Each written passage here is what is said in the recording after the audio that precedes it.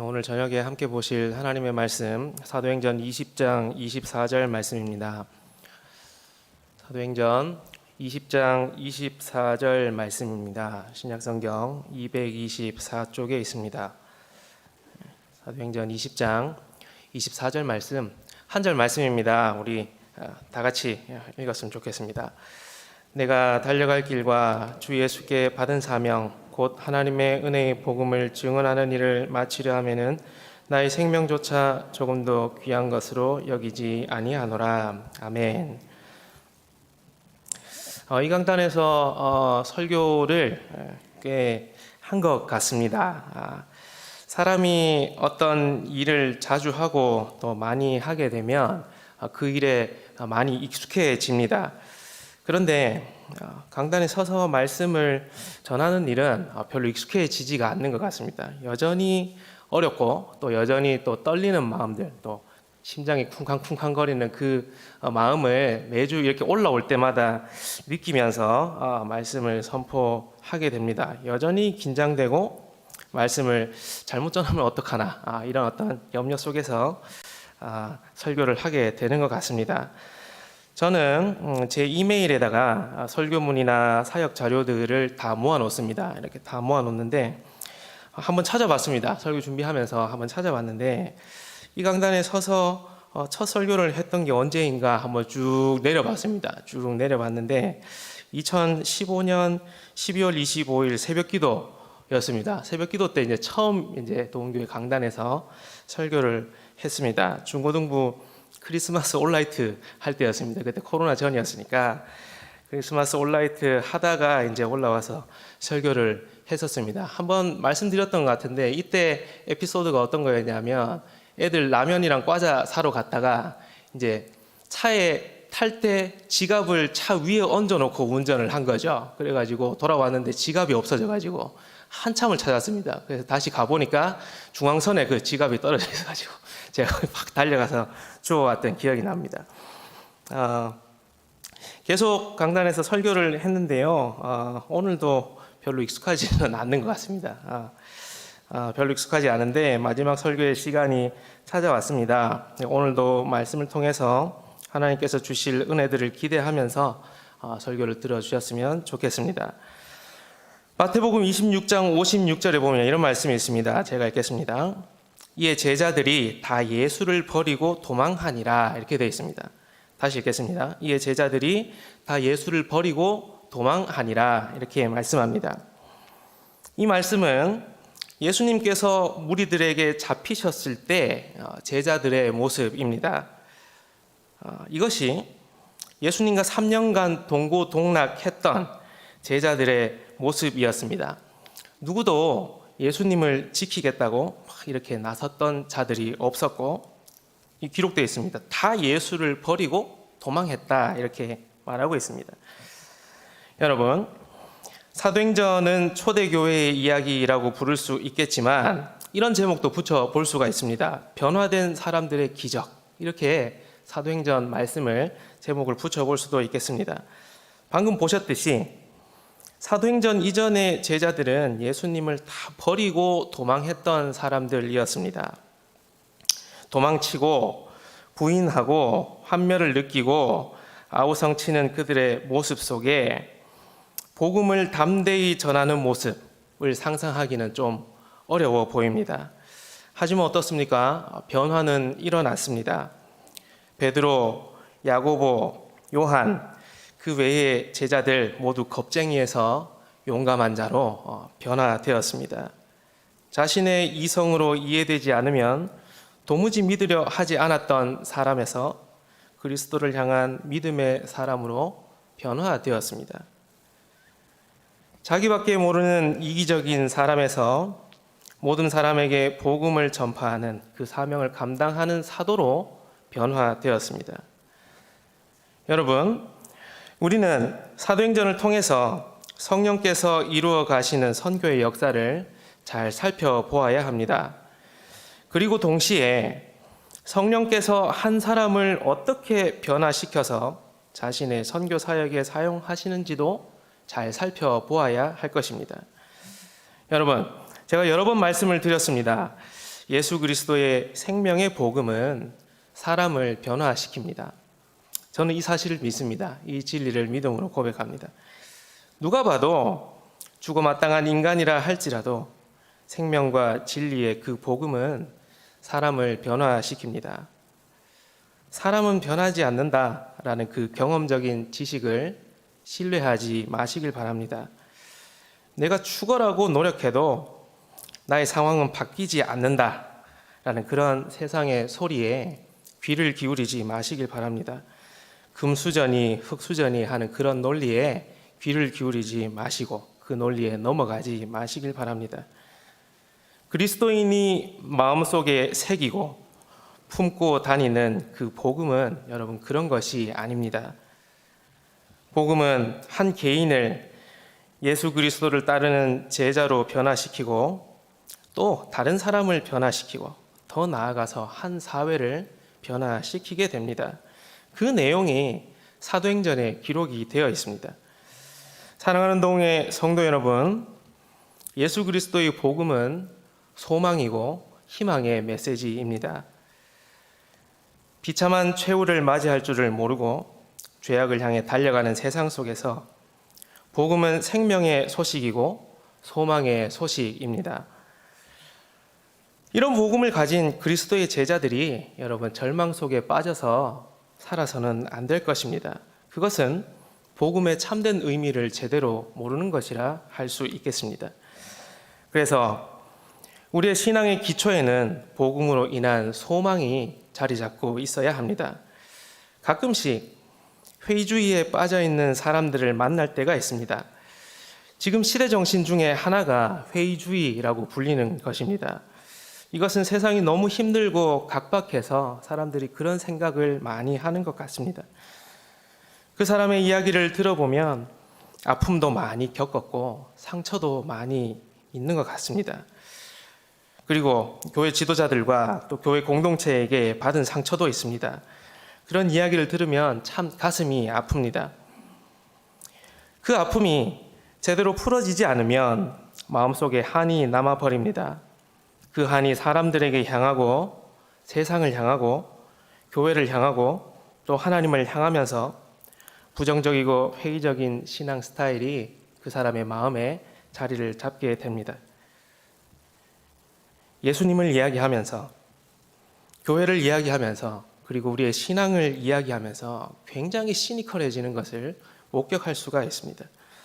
여러분 그러지 마셨으면 좋겠습니다. 누군가로 인해 받은 상처와 아픔이 있을 수 있습니다.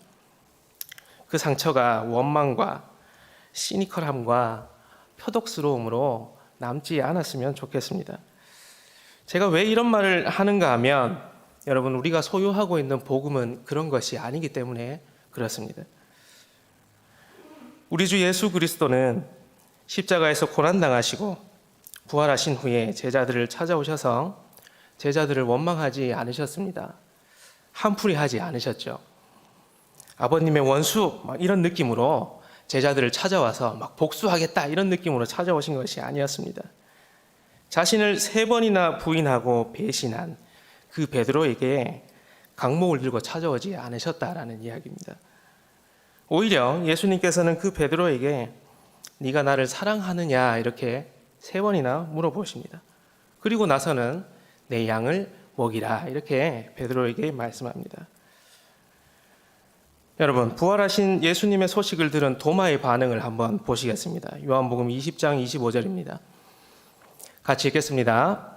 다른 제자들이 그에게 이르되 우리가 주를 보았노라 하니 도마가 이르되 내가 그의 손에 못자국을 보며 내 손가락을 그 못자국에 넣으며 내 손을 그 옆구리에 넣어보지 않고는 믿지 아니하겠노라 하니라. 여러분 이 시니컬함과 까칠함, 이 회의적인 이 모습을 어떻게 해야 하겠습니까? 저 같았으면 저는 아직 많이 연약하고 많이 부족하기 때문에 인상을 팍 쓰면서 도마에 뒤통수를 한 대 때렸을 것 같습니다. 너무 열받지 않습니까? 8일이 지나고 나서 예수님께서 제자들에게 나타나셔서 거기에 있는 도마에게 말씀하십니다. 20장 27절입니다. 같이 읽겠습니다. 도마에게 이르시되 내 손가락을 이리 내밀어 내 손을 보고 내 손을 내밀어 내 옆구리에 넣어보라. 그리하여 믿음 없는 자가 되지 말고 믿는 자가 되라. 여러분, 우리 예수님의 인자하심은 끝이 없습니다. 우리는 조금만 억울하고 분해도 나와 친한 그 주변 사람들, 내 편 있으시죠? 그 내 편을 불러 모아서 나의 억울한 소리 좀 들어달라고 이제 하소연을 합니다. 요즘 또 코로나 때문에 자주 못 모이니까 뭐 채팅을 하든지 카톡을 하든지 뭐 전화를 하든지 전화통 붙잡고 1시간, 2시간씩 막 통화를 합니다. 저는 그런 전화 한번 받고 나면 몸 좀 눕습니다. 너무 피곤해가지고 너무 힘들다 이러면서 몸 좀 눕게 되는데, 그런데 여러분, 우리 예수님은 어떻게 저렇게 말씀하실 수 있겠습니까? 시원하게 한 대 때려도 모자랄 판에 손이랑 옆구리 만져보라 이렇게 말씀하십니다. 그러면서 결정타를 날리십니다. 믿음 없는 자가 되지 말고 믿는 자가 되라, 이렇게 예수님께서 말씀하십니다. 예수님은 자신을 십자가에 매달고 자신을 배신한 사람들을 원망하지 않으셨습니다. 그런 상황을 만든 지도자들과 또 국가를 향한 어떤 시니컬함이나 표독스러운 말을 내뱉지 않으셨습니다. 우리 예수님은 우리를 위한 구원의 역사를 이루기 위해서 십자가를 지고 그 길을 묵묵하게 걸어가셨습니다. 사랑하는 동해 성도 여러분, 그리스도의 복음은 죄로 인해 죽음으로 치달아가는 세상 속에 한 줄기 빛과 같은 것입니다. 우리는 복음 안에서 예수 그리스도께서 우리의 소망이 되신다는 것을 발견해야만 할 것입니다. 그래서 누구를 향한 원망과 그 어설픈 그 요상한 회의주의는 다 내다 버리시고 복음 안에서 예수 그리스도를 바라보시길 바랍니다. 복음을 통해서 우리가 이 땅을 살아갈 수 있는 힘과 그 소망을 꼭 발견하시라, 이 말씀입니다. 이것이 이 시대를 살아가는 그리스도인의 사명이라 말씀드릴 수 있겠습니다. 여러분, 사도행전은 구약의 선교적인 개념과 신약의 선교적인 개념이 어떻게 바뀌어졌는지를 잘 보여주는 성경이라 할 수 있습니다. 선교의 방향성이 사도행전을 통해서 완전히 이렇게 바뀐다는 것을, 전환된다는 것을 발견할 수 있는데요. 구약의 선교적 개념은 구심적 선교라고 할 수 있습니다. 구약의 이스라엘은 하나님께 선택받은 백성이었기 때문에 하나님께 예배할 수 있는 특별한 어떤 특권적인 은혜를 얻었습니다. 이스라엘에게만 이 특별한 은혜가 주어졌기 때문에 이방인이 여호와를 경배하고 또 구원을 얻기 위해서는 자기들이 친히 이스라엘로 찾아와야 했습니다. 이스라엘 공동체로 들어와야 했다라는 겁니다. 구원의 비밀이 이스라엘 내에만 머물러 있었고 이방인들은 구원의 비밀을 얻기 위해 이스라엘을 직접 방문해야 했기 때문에 구심적 선교, 이렇게 구약의 선교적 개념을 그렇게 부르고 있습니다. 그러면 신약의 선교적 개념은 원심적 선교, 이렇게 부릅니다. 구원의 비밀이 이스라엘에게만 머물러 있지 않고 전 세계로 퍼져나가는 그 현상을 보고 원심적 선교, 이렇게 부릅니다. 신약 시대는 복음이 예루살렘에서 시작하여 땅끝까지 퍼져나가는 그 복음의 특징을 우리에게 보여줍니다. 오순절에 성령이 임한 후에 생명의 이 복음은 온 유대와 사마리아와 안디옥과 소아시아, 유럽과 북아프리카로 널리 퍼져나가게 됩니다. 신약은 이방의 빛으로 오신 예수님으로 말미암아 온 열방이 어떻게 아브라함의 영적인 자녀가 되어가는지 그 과정을 보여주고 있습니다. 구심적 선교가 원심적 선교로 변화된 것을 가장 잘 보여주는 것이 오늘 읽으셨던 이 사도행전 성경입니다. 그리고 그 변화를 실현해낸 사람들이 아까 앞에서 보셨던 그 부족했던 그 제자들, 그들이 사도가 되어 복음 이 변화를 일으켜낸 사람들이라 할 수 있겠습니다. 사도행전은 선교의 주체가 누구인지 확실하게 알려줍니다. 굉장히 유명한 말씀이죠. 사도행전 1장 8절입니다. 제가 읽어드리겠습니다. 오직 성령이 너희에게 임하시면 너희가 권능을 받고 예루살렘과 온 유대와 사마리아와 땅끝까지 이르러 내 증인이 되리라 하시니라. 아멘. 예수님께서는 이 말씀을 하시고 하늘로 올라가셨습니다. 여러분, 선교의 주체는 성령님이십니다. 사도행전 1장 8절 이 본문은요, 선교의 공식과도 같은 말씀입니다. 성령께서 선교를 주도해 가신다, 이끌어 가신다라는 것을 보여주는 거죠. 제자들이 예수님의 증인이 되기 위해서는 성령의 도움이 절대적으로 필요하다, 성령에게 절대적으로 의지해야 된다라는 것을 알려주는 것입니다. 사도행전에서 이 이방인 선교는 성령의 임함과 함께 시작되는 것을 발견할 수 있습니다. 여러분, 사도행전에는 대표적인 사도 두 명이 등장을 합니다. 첫째는 베드로 사도이고 그 다음은 바울 사도입니다. 아시다시피 베드로는 유대인의 사도였고 바울은 이방인의 사도였습니다. 사도행전의 중반부터 등장하는 이 사도 바울은 성령의 절대적 도우심으로 이방인 선교의 핵심적 역할을 감당하게 되었습니다. 바울은 그 당시는 사울이었죠. 이 사울은 그리스도인들을 잡아서 감옥에 가두고 죽이는 것을 당연하게 여겼던 사람이었습니다. 사울이 어떤 사람이었는지 잘 보여주는 본문이 있습니다. 사도행전 9장 1, 2절 말씀인데요. 화면 한번 보시겠습니다. 사울이 주의 제자들에 대하여 여전히 위협과 살기가 등등하여 대제사장에게 가서 다메섹 여러 회당에 가져갈 공문을 청하니 이는 만일 그 도를 따르는 사람을 만나면 남녀를 막론하고 결박하여 예루살렘으로 잡아오려 함이니라. 그리스도인을 잡는 데 있어 가지고 전투력이 최강이었던 사람이 사울이었습니다.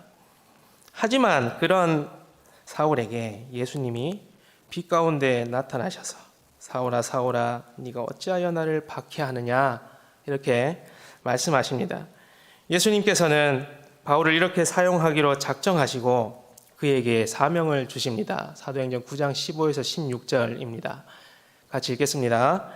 주께서 이르시되 가라, 이 사람은 내 이름을 이방인과 임금들과 이스라엘 자손들에게 전하기 위하여 택한 나의 그릇이라.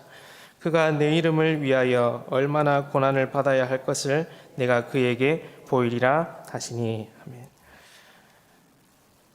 사명을 받은 바울은 이제 이방인들에게 복음을 전하는 예수님의 택한 그릇이 되었습니다.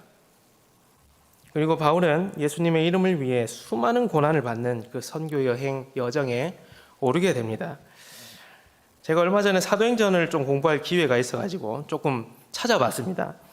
여러분, 그 선교 여행이 총 3번 있었지 않습니까? 3차 선교 여행 이렇게 부르는데 1차 선교 여행은 AD 47에서 49년까지 약 2년 동안 이루어졌고 그 이동 거리가 실로 어마어마합니다. 2240km입니다. 2240km 또 궁금하지 않습니까? 제가 찾아봤습니다. 한국에서 필리핀까지가 2500km입니다. 그 당시에 비행기가 없었지 않습니까? 배 타고 걷고 말 타고 낙타 타고 수레 타고 이런 식으로 움직였을 것인데 엄청난 이동 거리를 보여주고 또 그 바울이 거기에서 복음을 전하는 열정을 보여줍니다. 충격적인 것은 사도행전 15장 36절에 보면 바울은 2차 선교 여행을 떠나는데 1차와 2차 사이의 그 기간을 15장 36절에 이렇게 기록합니다. 며칠 후 이렇게 말합니다. 며칠 후에 1차를 갔다 왔다가 이렇게 이렇게 고된 여행을 갔다 왔는데 며칠 후에 다시 2차 여행을 떠나게 됩니다. 2차 선교 여행은 AD 49에서 52년까지 한 3년 정도에 걸쳐서 이루어지게 되는데 그 길이가 더 늘어납니다. 4,500에서 5,600km 정도로 더 많이 여행 거리가 늘어납니다. 여러분, 한국에서 말레이시아까지가 4,800km입니다. 언제 가보셨는지 기억 잘 안 나시죠? 지금 비행기 탄 지가 워낙 오래돼가지고. 그리고 또 충격적인 것이 무엇이냐면 2차 선교여행 다녀오고 이제 또 3차 선교여행 가야 되지 않습니까? 거기에 18장 23절에 얼마 있다가 이렇게 되어 있습니다. 얼마 있다가 이제 바울은 또 3차 선교 여행을 떠나게 됩니다. 3차 선교 여행에서 바울은 AD 53년부터 약 5에서 6년에 걸쳐 또 4,500에서 5,600여 킬로에 이르는 거리를 여행하면서 예수 그리스도의 복음을 전합니다. 그 당시 바울의 나이를 한 50대 정도로 추정을 하고 있습니다. 그 당시와 지금의 50대는 다르지 않습니까? 그럼에도 불구하고 바울이 엄청난 어떤 사명감을 가지고 이 복음을 전한 것을 볼 수 있습니다. 예수님께서 바울에게 사명을 주실 때 내 이름을 이방인과 임금들과 이스라엘 자손들에게 전하기 위하여 택한 나의 그릇이다라고 말씀하셨습니다. 예수님께서 택하시고 빚으신 바울의 그 그릇 사이즈가 그 누구보다 컸던 것이죠. 그렇게 부르셔서 정말 위대한 사역에 바울을 쓰셨던 것입니다. 여러분, 오늘 읽은 이 본문은 3차 선교 여행의 마지막 부분에 있었던 이야기입니다. 이 고백은 에베소의 장로들이 바울에게 지금 예루살렘으로 돌아가면 죽을 수도 있다고 말리는 상황 속에서 나온 고백입니다. 3차 선교 여행의 가장 핵심적인 장소가 에베소였거든요. 예루살렘에는 여전히 바울을 죽이고자 하는 유대인들이 눈에 불을 켜고 기회를 노리고 있었습니다. 자기 발로 사자굴로 걸어 들어가려는 바울을 그 에베소 장로들이 뜯어 말렸던 것이죠. 이런 상황 속에서 바울은 실로 엄청난 고백을 하고 있습니다. 바울의 이 고백은 예수님께 받은 바울의 사명과 또 그의 인생을 집약해서 보여주는 고백입니다. 여러분, 바울은 고난에 대한 관점을 성경 곳곳에서, 자신의 서신 곳곳에서 이야기하고 있습니다. 로마서 8장 한번 보시겠습니다. 로마서 8장 17절에서 18절입니다. 같이 읽겠습니다. 우리가 그와 함께 영광을 받기 위하여 고난도 함께 받아야 할 것이니라. 생각하건대 현재의 고난은 장차 우리에게 나타날 영광과 비교할 수 없도다. 골로새서 1장 24절도 한번 보시겠습니다. 같이 읽겠습니다. 나는 이제 너희를 위하여 받는 괴로움을 기뻐하고 남은 고난을 그의 몸된 교회를 위하여 내 육체에 채우노라. 한 절 더 보시겠습니다. 디모데후서 2장 3절입니다. 너는 그리스도 예수의 좋은 병사로 나와 함께 고난을 받으라. 여러분, 바울의 고난을 향하는 관점은 앞에 본문에서 보셨듯이, 말씀에서 보셨듯이 기쁨과 영광입니다. 바울이 고난을 대하는 자세는 기쁨과 영광이라 할 수 있습니다. 그래서 바울은 나의 달려갈 길과 주 예수께 받은 사명, 이렇게 고백하고 있는 것이죠. 바울의 삶은 예수님께 받은 사명을 완주하는 그 경주와도 같은 것이었습니다.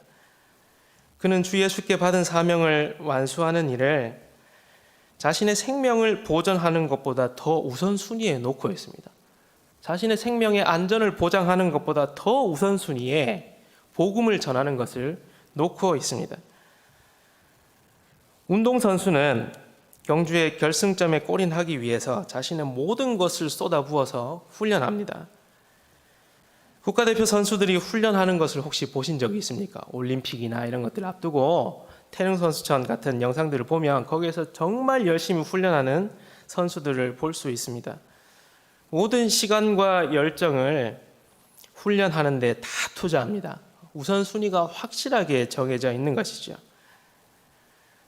바울의 우선순위는 주 예수께 받은 사명인 복음을 전하는 일이었습니다. 복음을 전하는 일에 우리가 사도행전에서 목격한 대로 수많은 고난이 있었습니다.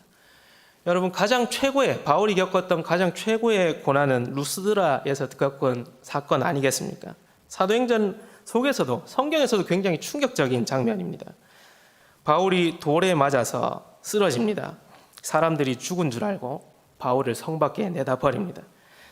제자들이 바울이 죽은 줄 알고 그 시신을 거두러 갔는데 어떻게 됩니까? 거기서 갑자기 눈을 팍 뜨면서 살아납니다.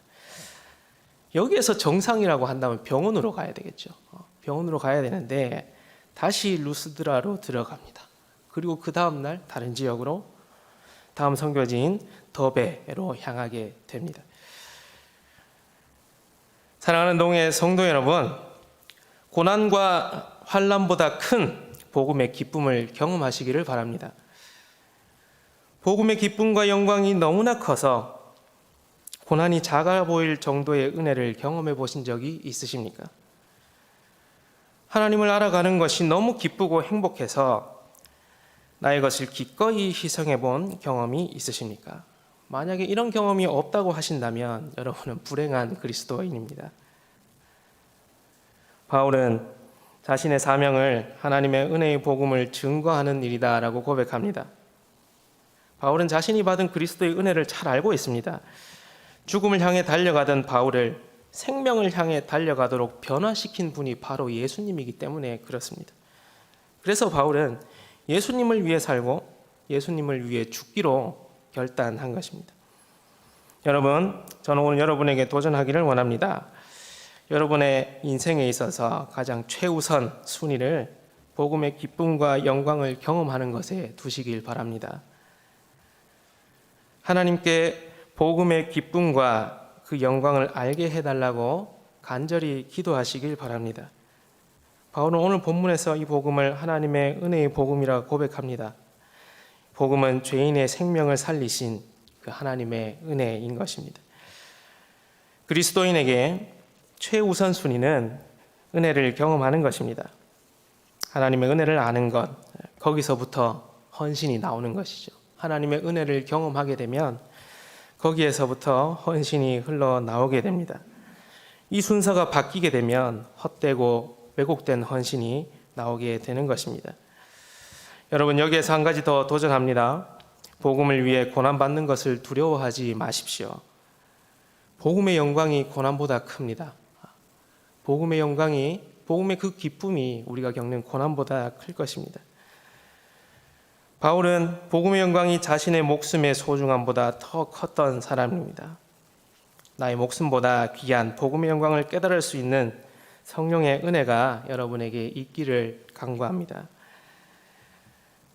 그리스도인은 우리의 목숨과 우리의 인생은 하나님께 달려있음을 믿음으로 고백하는 자들입니다.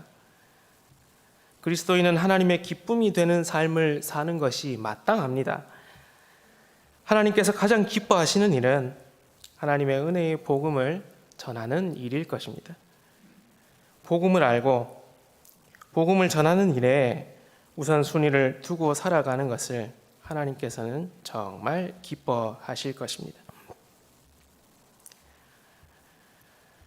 바울은 하나님의 은혜의 복음을 전하는 일을 마치려 하면은 나의 생명조차 조금 더 귀한 것으로 여기지 아니하노라 라고 고백합니다. 사랑하는 동해 성도 여러분, 여러분은 여러분의 무엇을 조금 더 귀한 것으로 여기지 않으시겠습니까? 바울은 여기에다 생명을 걸었습니다. 그렇다면 여러분은 나의 무엇을 여기에 넣어서 고백하시겠습니까? 나의 직업을 넣으시겠습니까? 아니면 나의 재력을 넣으시겠습니까? 나의 학벌을 넣으시겠습니까? 아니면 나의 외모를 넣으시겠습니까? 이건 한번 넣어보고 싶습니다. 외모를 넣으시겠습니까? 여러분, 여러분의 현재 수준에서 할 수 있는 것을 해놓고 헌신이라고 말하지 않으셨으면 좋겠습니다. 그것은 헌신이 아니라 할 수 있는 수준에서 한 것일 뿐입니다. 헌신은 내가 지금까지 하지 못했던 것을 하는 게 헌신입니다. 내가 도무지 할 수 없는 것을 하나님의 감동으로 실행한 것, 순종한 것, 그것이 바로 헌신인 것입니다. 내가 예수님을 위해 고난당했다, 헌신했다라는 말을 가볍게 사용해서는 안 될 것입니다. 사랑하는 동해 성도 여러분, 여러분의 더 좋은 것을 예수님께 드리시길 바랍니다. 여러분의 더 소중한 것을 예수님께 드리며 신앙생활을 이어가시길 바랍니다. 복음의 영광이 여러분이 소중하게 여기는 것보다 더 커졌으면 좋겠습니다. 복음의 영광이 여러분이 즐거워하는 것보다 더 큰 기쁨이 되시길 바랍니다. 복음의 영광을 위해 여러분이 가장 귀하게 여기는 것을 기꺼이 포기할 수 있는 그런 성도님들 되셨으면 좋겠습니다. 말씀을 맺겠습니다. 여러분, 제가 2013년에 단기 선교를 꽤 이제 대학생 때나 또 간사실을 많이 다녔는데요. 2013년 1월에 일본 단기 선교를 갔었습니다. 그때 저희 아내도 같이 갔습니다. 혜윤이 아직 없을 때, 첫째가 없을 때 갔는데, 제가 섬기고 있는 단체와 연결되어 있는 선교사님께서 현지인을 대상으로 개척하신 교회가 있어서 도쿄였거든요. 거기에서 그 교회를 숙소로 사용하게 되었습니다. 그때 뭐 했냐면 대학교 나가서 전도했습니다. 동경대학교, 와세다 대학교 이런 데 가가지고 전도를 막 하러 다녔습니다. 1월이었으니까 굉장히 추웠거든요. 전도를 하기 위해서 출발하기 전에 한국에서 일본어로 된 전도실 달달달달 외워가지고 이렇게 밑에다가 한글로 이렇게 써서 왔다시와 뭐 이렇게 막 써가지고 이렇게 갔었습니다. 그런데 막상 일본 대학생들 만나서 길거리에서 전도를 하려고 하니까 떨려서 하나도 기억이 나지 않는 겁니다. 그래서 일본 대학생을 앞에 세워놓고 그 사람 얼굴도 쳐다보지도 않고 그냥 보고 읽었습니다. 이렇게 전도지를 보고 막 읽었던 기억이 납니다. 그래도 그 대학생들이 우리를 또 귀엽게 봐주셔가지고 잘 들어주시더라고요. 그때 이제 그 단기 선교 기간 중에 그 교회에 수요 예배가 있어가지고 제가 수요 예배 설교를 하게 되었습니다. 설교를 마치고 기도회를 하고 있는데 그 선교사님의 자녀가 아들 3명이었거든요. 아들이 3이었는데 그 당시 막내 아들이 정말 귀여웠습니다. 제가 기억하기로는 한 초등학교 저학년 정도 됐던 것 같은데 설교를 마치고 내려와서 이제 앞에서 다른 분이 기도회를 막 인도를 하고 있었습니다. 제가 기도를 하고 있는데 그 아이가 쓱 저한테 다가와서 한마디를 던졌습니다. 목사 할 거야? 이렇게 저에게 물어보더라고요. 그 조그만 것이. 제가 너무 깜짝 놀라가지고 말문이 막혔습니다. 너무 생각지도 못한 질문을 들어가지고. 그래서 제가 되물었습니다. 그럼 너는 할 거냐? 물어봤습니다. 그 아이가 저한테 이야기했습니다. 나는 할 거야. 이렇게 정말 천진난만한 얼굴로 저에게 그렇게 대답을 했습니다. 그때 그 말과 그 분위기가 저는 아직도 생생하게 기억이 납니다. 여러분, 저는 지금 목사가 되었습니다. 목사가 되었고 그 아이의 질문대로 저는 그렇게 되었습니다. 그 아이는 지금 고등학생, 한 대학생 정도 되어 있을 것 같은데 목사를 하려고 하는지 잘 모르겠습니다. 그 선교사님께 연락해봐서 그 아들의 장래에 대해서 한번 상의를 해봐야 될 것 같습니다. 여러분, 제가 10년간 도움교회에 있으면서 참 많은 변화를 경험했습니다. 도움교회에서 사역하는 기간 동안 결혼도 했고요. 2명의 자녀를 낳아서 또 유아 세례도 여기에서 받았고 또 목사 안수까지 받았습니다. 제가 앞에서 복음은 사람을 변화시킨다고 했는데 10년 동안 참 많이 변했습니다. 저도 하나님 안에서 많이 변한 것을 경험하게 됩니다. 하나님께서 교회를 통해 목회를 배우게 하시고 저를 계속해서 연단하시고 변화시켜 나가는 것을 직접 느낄 수가 있었습니다. 도움교회에서 참 많은 사랑과 격려와 기도를 받았습니다. 그래서 저도 도움교회를 위해서 기도하고 기억하며 살아가도록 하겠습니다. 앞으로 또 저희 사역을 위해서 또 기도해 주시고 또 다음에 만났을 때 또 기쁘게 인사하고 교제할 수 있었으면 좋겠습니다. 기도하겠습니다. 하나님 아버지, 은혜를 감사합니다. 주께서 우리를 위해 주신 그 복음 우리가 마음에 새기고 살아갈 수 있게 하여 주십시오. 그 복음이